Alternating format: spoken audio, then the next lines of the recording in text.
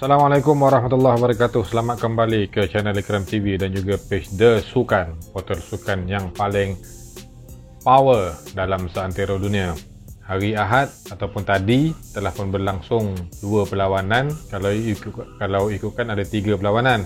Tapi perlawanan yang pertama tu antara pasukan Brighton dan Leicester tu tak ada penyokong di Malaysia. Jadi kita buat tak tahu je lah. Anggap je lah tak ada perlawanan berlangsung. Lagipun game tu main pukul 7, 7.30. 7.30 kita orang macam kita ni tengah ada dekat surau. Siapa yang nak tengok, betul tak? Perlawanan tumpuan yang pertama telah pun berlangsung pada pukul 9 antara West Ham United menentang Manchester United. Perlawanan berlangsung dengan agak sengit dan West Ham berjaya menjaringkan gol pertama pada minit ke-30 menerusi rembatan daripada pemain yang bernama Ben Rahma ke apa. Rembatan dia tu tertampan ke badan Rafael Varane, lepas tu hanya mampu dilihat oleh David De Gea. Tapi sebenarnya saya rasa elok jugalah tertampan. Kalau tak tertampan tu rasanya sampai ke Pulau Langkawi juga bola tu. Memang sengit, nampak ke arah sana tapi kena badan jadi ke arah sini. 5 minit kemudian Cristiano Ronaldo telah menyambar bola hantaran daripada Bruno Fernandes, lalu dia membuat cubaan yang pertama yang berjaya diselamatkan oleh Lukas Fabianski. Tapi itulah, Fabianski tak dapat menangkap kemas bola tu, lalu bola pun muntah. Bila bola muntah, Ronaldo dengan begitu cepat dan pantas tap in bola untuk menjadikan kedudukan 1-1 sama lah. 1-1 ni 1 sama. Selepas direview oleh VAR, ada sebilangan penyokong yang mengatakan bahawa gol tersebut adalah offside. Tapi sebenarnya tak offside sebab yang lebih daripada line tu hanyalah tangan Ronaldo, dan mengikut peraturan 11 law of the game daripada FIFA, tangan tidak dikira sebagai syarat sah offside. Yang dikira sebagai syarat sah offside adalah kepala, badan dan kaki. Dengan kata lain, hanya head, shoulder, knee sentuh dikira sebagai anggota yang boleh menyebabkan ataupun membawa kepada offside. Menuju ke penghujung perlawanan, to be precise pada minit ke-89, Jesse Lingard tiba-tiba menjadi wira apabila menjaringkan gol kedua United menerusi satu rembatan yang cantik melencong ke penjuru gawang. Gol Lingard ni kira dia dah cuci dosa lah. Dia buat assist yang sangat memukau masa MU kalah kepada Young Boys dalam Champions League hari tu. Dengan gol ni juga tiba-tiba banyak status di Facebook yang memuji dan menyayangi Jesse Lingard.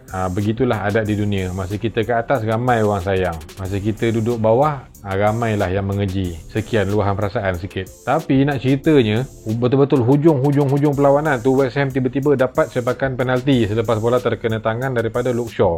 Yang ni law of the game daripada FIFA mengatakan bahawa memang penalti sebab bola terkena tangan. Bila Luke Shaw kepakkan tangan dia macam ni dan bola terkena tangan dia dikira sebagai membesarkan bahagian badan.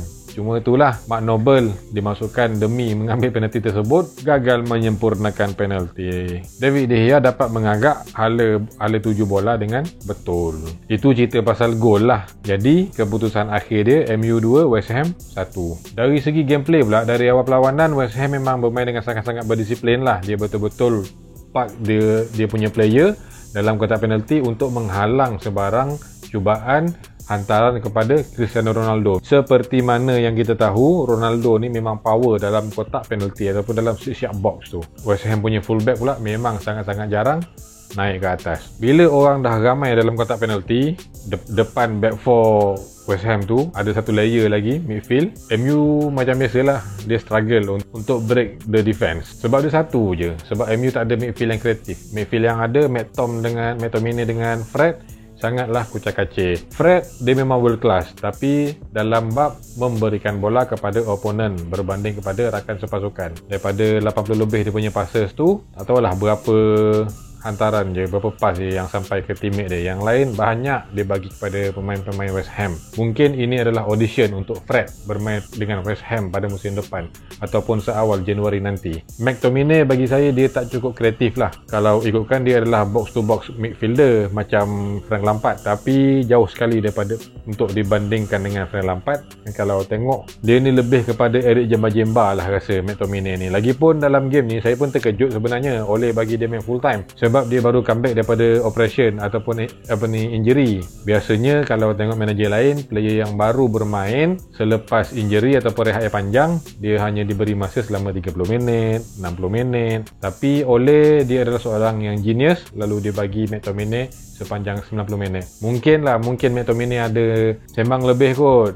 Boleh kot, saya boleh. Last sekali, boleh lah. Kalau tengok dalam game tadi pun, McTominay pun tak berapa nak function sangat lah. Jadi kelemahan ketara MU ialah di bahagian midfield, central midfield dan juga defensive midfield. Itu yang agak pelik. Kenapa MU tak beli seorang defensive midfielder masa transfer window gitu. Kalau dia berjaya dapatkan defensive midfielder yang macam Ruben Neves tu, memang dah solid betul lah tim ni. Nak tengok lemah tak lemah midfield MU ni lepas Pogba dikeluarkan pada separuh masa kedua untuk memberi laluan kepada Jesse Lingard, jumlah hantaran ke dalam kotak penalti mencari Cristiano Ronaldo dengan tiba-tiba drop secara mendadak. Lepas tu Ronaldo pula hari ni dia lebih fokus untuk mencari penalti. Gol tu nasib baiklah dia skor, tapi selain daripada gol tu dia lebih fokus untuk mencari sepakan penalti. Dah berapa kali dia dive, bukan dive lah, sentuhan yang terkena kepada Ronaldo tu sangat-sangat minimum. Sebab kalau peraturan baru FIFA ni dia melihat kepada 3 perkara. Satu, touch, sentuhan. Yang kedua, consequence ni, adakah pemain ni kalau dia tidak dikasari akan berjaya mendapatkan bola. Yang ketiga, saya lupa, rasanya intention kot,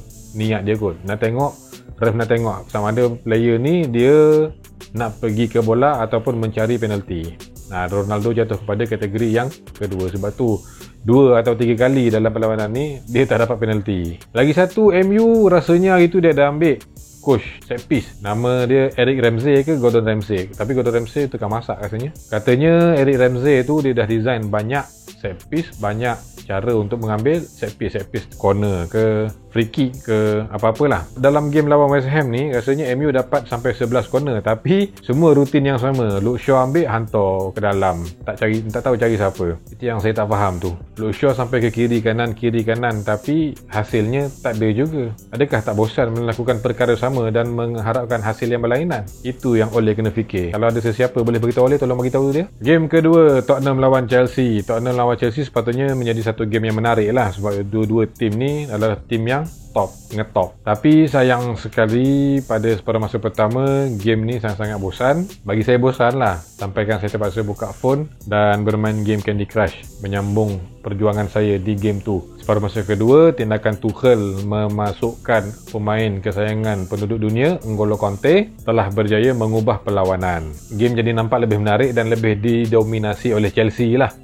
Sampai pada minit ke-49, Chelsea berjaya menjadikan gol pertama perlawanan menerusi Thiago Silva yang menanduk masuk bola sepakan sudut daripada Marcos Alonso. Tak sampai 10 minit lepas tu, N'Golo Kante pula menjaringkan gol, di mana bola rembatan dia tu tertampan di kaki Eric Dyer, lalu tidak dapat diselamatkan oleh Hugo Lloris yang hanya mampu melihat dengan syahdu, pilu dan sendu. Lepas 2 gol tu memang game ni Chelsea pegang. Lepas tu pada hujung-hujung perlawanan, Rudiger berjaya menyerikan gol ketiga Chelsea hasil bola lorongan daripada Timo Werner. Gol ni bagi saya lah agak bijak lah, sebab Werner dia tidak dikawal. Instead of dia hantar bola ke depan gol, betul-betul depan gol, ke dalam 6 yards box Tottenham, dia buat cutback ke belakang dan bola itu dihidu oleh Rudiger lalu merembat leret menembusi gawang Tottenham Hotspur buat kali ketiga dalam perlawanan ni. Overall memang Chelsea deserve to win lah, orang putih kata.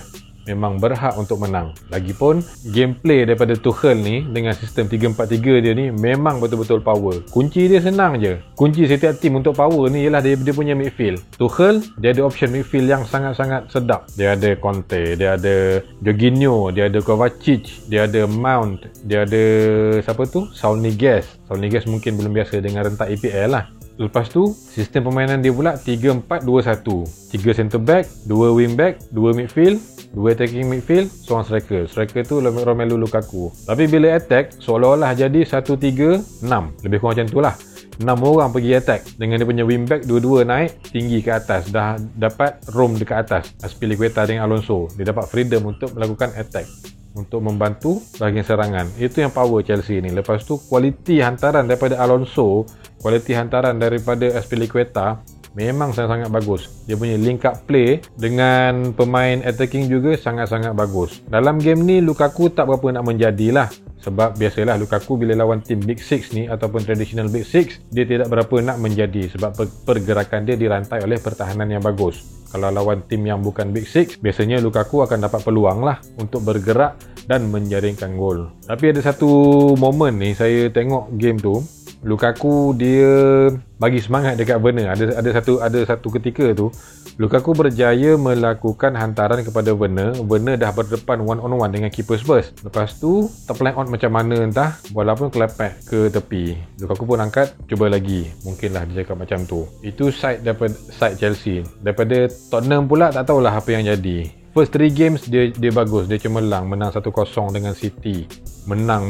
Lepas tu minggu lepas tiba-tiba kalah pada Palace. Dan minggu ni kalah pada Chelsea. Dua game berturut-turut kalah 3-0. Kalau tengok body language daripada player Spurs tadi, nampak macam tahulah, semangat tu macam dah tak pernah ada. Harry Kane dalam game ni kalau tak silap saya hanya berjaya mendapat satu shot on target. Itu pada second half. Itu pun dia punya shooting pun tepat kepada Kepa Arrizabalaga. Lepas tu Son Heung-min macam tak main lah malam ni. Jarang dia dapat momen yang membolehkan pengulas sebut nama dia. Mungkin dia banyak melakukan larian-larian yang mengelerukan pihak lawan lah kot. Tugas dia hari ni untuk melakukan shadow run sahaja, bukan untuk bermain bola. Tapi itulah, overall memang nampak player Spurs ni macam down, macam tidak seperti awal musim dan juga pada musim lepas. Gol ketiga tu bagi saya, gol ketiga Chelsea tu rasanya boleh diselamatkan kalau player Spurs alert dengan movement Timo Werner. Tapi tak apalah, nak kaji balik benda ni, nak naikkan balik pasukan Spurs ni, itu adalah tugas Nuno Espirito Santo. Lagipun saya memang suka nampak salah orang dan silap orang. Jadi rasanya itu sajalah untuk minggu ni. Kalau yang belum subscribe, jangan lupa subscribe. Yang mana yang nak share, boleh share banyak. Saya tak marah, saya izinkan share. Dan kalau ada nak komen apa-apa, boleh komen dekat bawah ni.